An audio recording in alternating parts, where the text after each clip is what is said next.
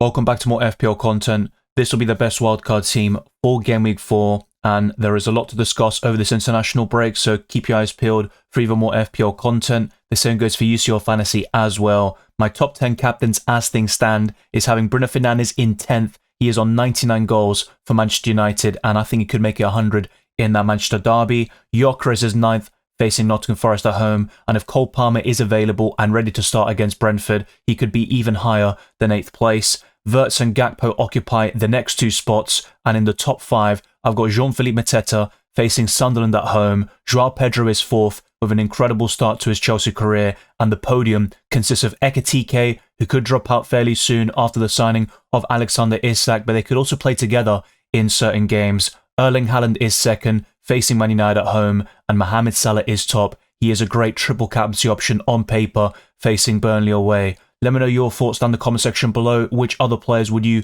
consider or at least talk about in this sort of conversation? But I have to say with Ismaila Sarr, he was also well poised to be in this top 10 list, but several reports indicate he'll be out for several weeks, possibly even up to 8 weeks. And once we get official reports and confirmation, I'll be covering it on my channel. I talked about my current plans with him in my Transfers podcast and highlighted 11 players overall to buy, hold, sell and skip.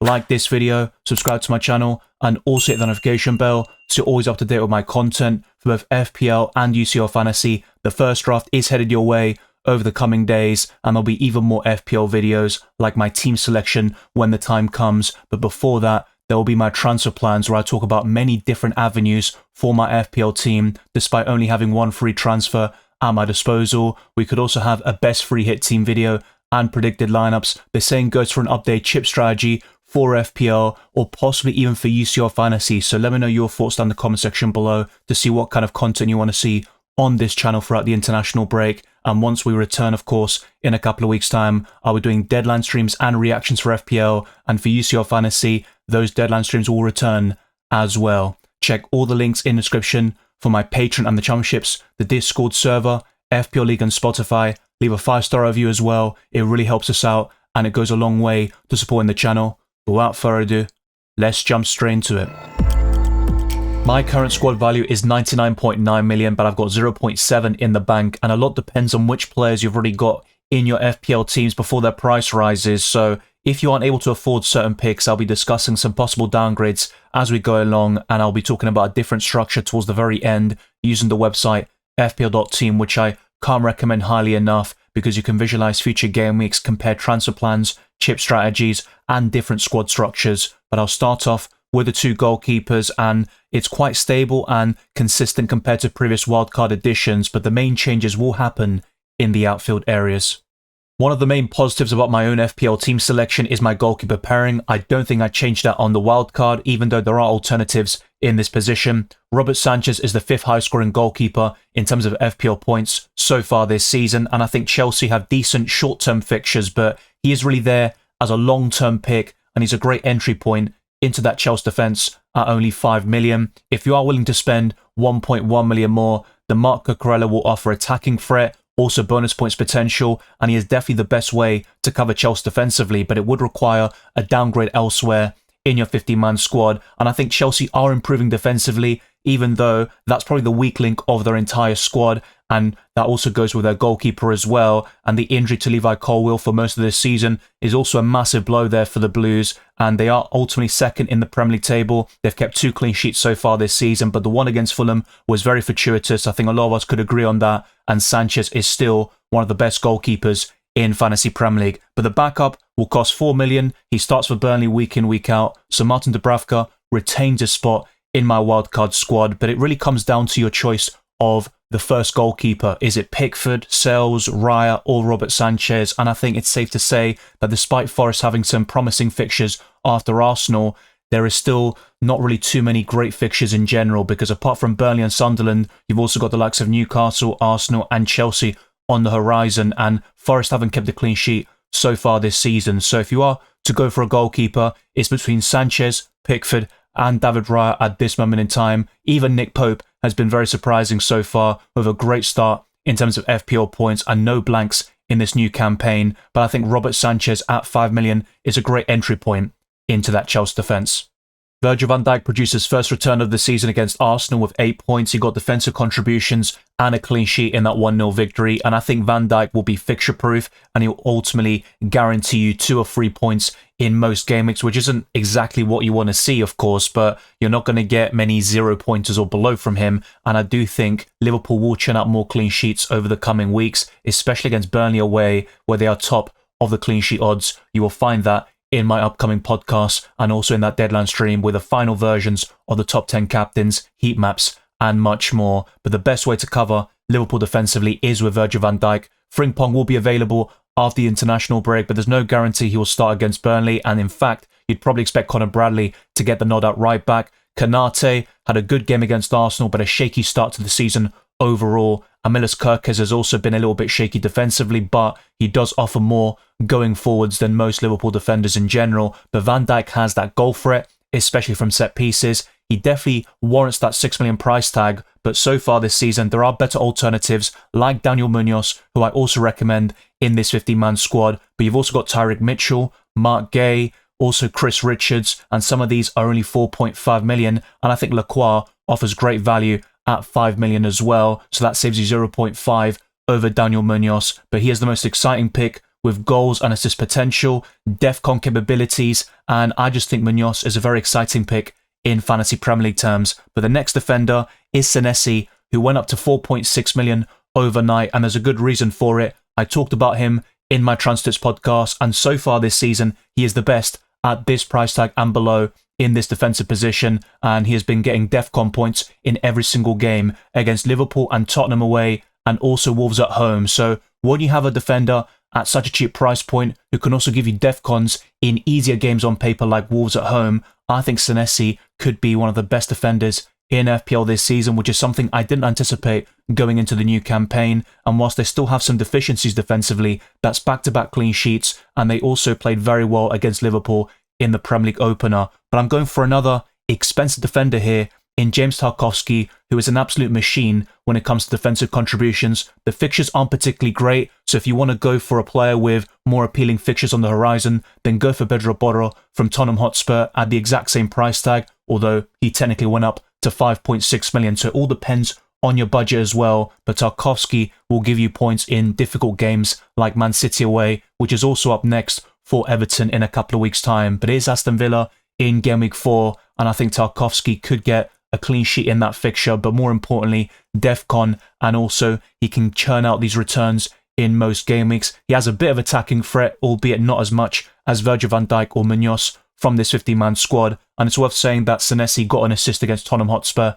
in that 1-0 victory. He won't get too many this season, but he might surprise you from time to time with the goals and the assists for such a cheap defender, and I do like this strong squad depth in this position because it gives you versatility and flexibility. You can sometimes play a back four, which is something I would entertain for Game Week 4 after the international break, and you can also play a midfield 5 and also a front line. So you might have a lot of squad depth and a lot of bench points from time to time, but sometimes it is worth it to have these insurance policies in place just in case you get suspensions or injuries. But the last defender only costs 4 million, and I'm going for Goodmanson, who is currently yellow flagged due to a knock, but he could be available against Fulham away, and he would sit on your bench, of course, for the next game week, but you might even want to start him from time to time if you have other problems arise with your 50-man squad. But when you've got the likes of Van Dijk, Munoz, Senesi, and Tarkowski, you all get defensive returns and returns in general in most given game weeks.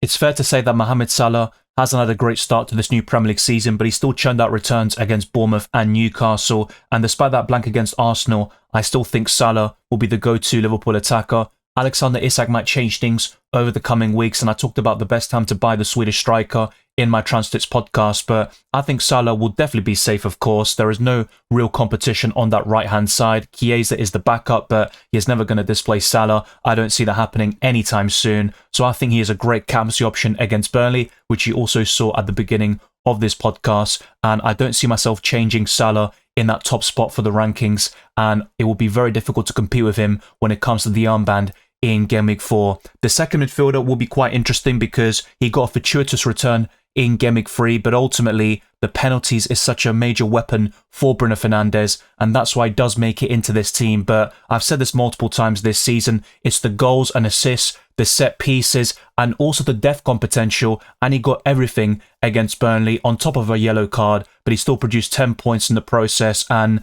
one of the major reasons why I didn't do well in Gameweek 3 is because I took a -4 here and went a little bit differential instead of just buying Bruno Fernandes and captaining him, which is something I discussed in my previous team selection. So sometimes you can get these massive swings in FPL, but Bruno Fernandes was quite template in Gameweek 3 for a reason, facing Burnley at home, and now it's Man City where he could make it 100 goals for Man United in his career in that Manchester derby, and I think he could definitely do that by the time we get to Gameweek 4. The third midfielder has gone up to 7.4 million over the coming days, and it's yet another Bournemouth player in Antoine Semenyo. He will be a talisman up front. I know Evanilson scored the winning goal against Tottenham and played fairly well against Wolves this week beforehand, and Semenyo's just had chances in every single game, and he really should have gotten more against Wolves and Tottenham combined. But that 15-pointer against Liverpool in the Premier League opener definitely caught everyone's attention, and I think Semenyo will be one of the best players at this price point and below, and he'll just be a locked pick, and you could even start him in difficult fixtures like Liverpool away, Tottenham away, albeit he did blank and he has never scored or assisted against Tottenham, and also Brighton, his upcoming opponents. But Semenyo is here as a long-term pick, and there's always a first time for everything, so he could definitely score or assist against the Seagulls as well. But the fourth midfielder is from Tottenham Hotspur, and it's yet another Ghanaian in Mohamed Kudus. I know you've got Brennan Johnson, Xavi Simons coming in at 7 million, and you've also got Richarlison, who is in form, but I think long-term Kudus is the best Tottenham attacker. He'll get the most assists and also get a few goals here and there, and I'm expecting him to have a much better campaign compared to what he did for West Ham last season, where he was quite poor and only scored 4 Premier League goals, but I'm expecting much more from him this time round. And the last midfielder only costs 5 million in Dewsbury Hall, and you might be tempted to go for Jack Grealish or in Dye. I think Everton have a lot of interesting options in this position. I wouldn't recommend Tierno Barry or Beto up front. I think they'll rotate and they'll be very erratic in front of goal, but the likes of Dewsbury Hall, Grealish and Ndiaye are safe picks. If you have one of them, stick with it. It's not worth switching from one Toffees midfielder to another, but Dewsbury Hall might offer the best value of the three. Another player with a fairly underwhelming start is Jean-Philippe Mateta, but he scored in the Europa Conference League qualifier against Fredrikstad, and he also scored a penalty against Aston Villa in Gameweek 3. But looking at these upcoming fixtures like Sunderland at home and West Ham away, I think Mateta is one of the best forwards on paper, and Crystal Palace's long-term fixtures are decent overall. So I think he's a good investment, and with the injury to Ismaila Sarr, I think you've now got your standout Crystal Palace attacker. Now you could look at it at two ways. So on one hand, you've got Eze leaving and also Sarr potentially injured for the next 4 to 8 weeks, and that means Mateta has a much changed front line and the creativity will be different. It might be to a lesser extent, of course, and the Eagles might struggle to create chances in certain games, and Sunderland have been decent so far this season, albeit I think they will look much stronger at the Stadium of Light. But Mateta will still be worth it. He's on penalties now after Eze's departure, and he's also got the open play threat, so I think he is a great option in general at 7.5 million, and he remains a differential with less than 10% ownership at the time of this recording. But next up is going to be an extremely template pick who got 9 points in the early kickoff against Fulham, and that's Joao Pedro, who is getting returns very consistently for Chelsea. We saw that in the Club World Cup, and despite the blank in his Premier League debut for the Blues, he still produced returns against West Ham and Fulham there in those London derbies. There are another few set of derbies there for Chelsea on the horizon, like Brentford away, and there's also Man United in Gameweek 5, but I think Joao Pedro is capable of scoring against all of them, and he's also got the assist potential. Now, I talked about him being on penalties in the absence of Cole Palmer, but it was Enzo Fernandez who took it in that London derby in Gameweek 3, but I think Joao Pedro is still in that conversation. So if Cole Palmer and Enzo Fernandez aren't on the pitch, which isn't going to happen very often, Joao Pedro should take those penalties. And I'm quite surprised, actually, because I've seen Enzo Fernandez over the years, and he's not the best penalty taker, but he got the job done against Fulham, and we'll see if Joao Pedro could maybe pip him to the penalties very soon. But Cole Palmer should be available by Gameweek 4 or 5. That injury isn't too serious, which I also discussed in the Transfers podcast yesterday. And the final forward might surprise you. He has blanked in the last 2 games, but Gameweek 1 obviously was a great performance, scoring a brace against Brentford and I still think Chris Wood looks really appealing over the next 4 game weeks, facing Burnley, Sunderland, and Newcastle away. He is benchable against Arsenal in game week 4, but I still think he is capable of getting returns in such difficult fixtures, assuming he does start that game, because the long travel distances between New Zealand and the UK could be a major problem. So when he returns from the international break, we could see him on the bench, which is something that happened last season at the Emirates in the same corresponding fixture. But this 15-man squad gives you a lot of different options and solutions. You can even play a back 4 when needed, which is something I would entertain for Game Week 4. There is also the possibility of playing 5 midfielders and going for a 3-5-2 formation, or even a 3-4-3, which can be some people's favourite formation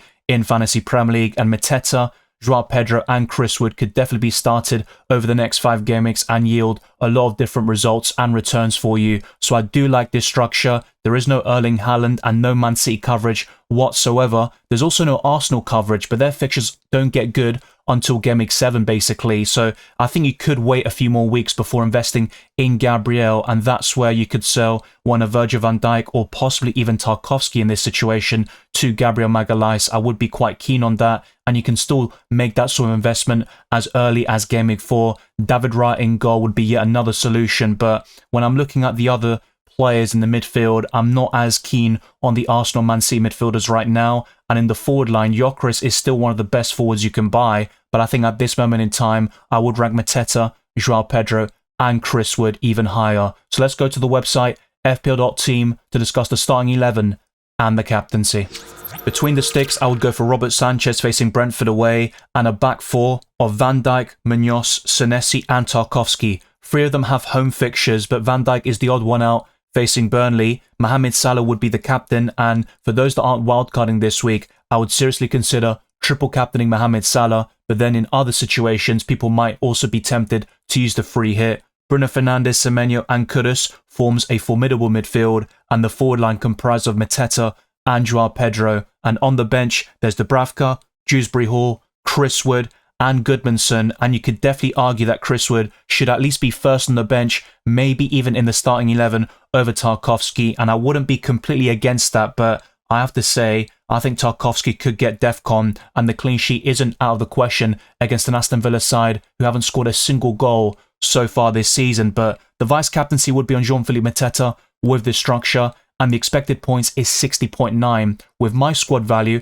I've got 0.1 million in the bank, so that's why I could afford Pedro Porro over James Tarkowski if I really wanted to. Let me know down in the comment section below, would you favour Tarkowski's DEFCON potential and also Everton's solid defence at times, or Pedro Porro with the fixtures and attacking potential? But next up is a squad with Erling Haaland and Mohamed Salah at the same time. The expected points is significantly lower at 56.8. Robert Sanchez remains the goalkeeper facing Brentford away, and Van Dijk also keeps his spot, but I've gone for Lacroix instead of Daniel Munoz, and if you can't afford this, just go for Chris Richards or Mark Gay at 4.5 million. Marcus Senesi also makes it into the 15-man squad once again. The same goes for Mohamed Salah, Kudus and Semenyo, but there are 2 new midfielders in Jack Grealish, who's been transferred in by so many managers at this point, I think over 700,000 at the time of this recording, and Moises Caicedo, who will guarantee you DEFCON in virtually every single game this season. The 2 forwards are Erling Haaland and Joao Pedro, and on the bench there's Dubravka, Van de Ven, Reinildo Mandava if Goodmanson is out, and Kruppi Jr., who will just sit third on your bench every single game week, and that means a triple up in Bournemouth. I think Senesi and Semenyo are the best Cherries assets overall. You don't need a third, although Evanescence might maybe put that to the test very soon, offering good value in that forward line. But with the captaincy, nothing would change. Salah would keep the armband and Haaland would be the vice, and some of you might even consider going for the Norwegian robot up front and then a different Liverpool attacker like Cody Gakpo or Florian Wirtz. So I think will come good, and he'll probably return against Burnley in Game Week 4. That's the way I feel at this moment in time. But what you've seen in this Wildcard podcast is 2 different structures, one with Haaland and Salah and another one with just the Egyptian at the helm, but you can go for either one of them here, and a lot of people will go for Salah for the next couple of weeks, then sell him to then fund Erling Haaland around Game Week 6. That will be a very popular strategy very soon, and I'll be talking about my transfer plans in that respective video, and there's a lot more content to look forward to for both FPL and UCL Fantasy. We have reached the end of the best wildcard team for Game Week 4. If there are plenty of updates in terms of injuries and other factors, then they will be addressed in an updated wildcard video next week. But until that happens, there will be a transfer plans video discussing my different routes using one free transfer. I've still got a lot of avenues at my disposal. There'll also be a UCL Fantasy first draft, and there'll be plenty more where that came from when it comes to the Champions League, discussing prices, budget picks, ball recoveries, and some of the best assets in the game. And for FPL, there will be even more live streams in a couple of weeks' time. The same goes for transfer tips, wildcard and free hit squads. Predicted lineups is still going to be a thing throughout this international break if people want to see it, but throughout the season, it might be quite difficult to maintain that on top of all the different content that I provide. Thank you very much for watching this video and listening to this podcast. If you enjoyed it or find it insightful, then like this video, subscribe to my channel, and also hit the notification bell so you're always up to date with my content, whether it's for FPL or UCL Fantasy, and stay tuned for the return of the Champions League. Follow me on X, Instagram and Blue Sky, DylanRCM, and check all the links in the description for my Patreon and the Championships. For access to my videos, amongst many other perks, you can click the join button on YouTube and type in patreon.com/FPL Dylan. There's my Discord server, the FPL League, and Spotify. There is also going to be other links in that description, like FPL Challenge, for example, so you can join that league as well. I'll see you very soon for more FPL and UCL Fantasy videos, and keep your eyes peeled with those deadline streams in a couple of weeks' time.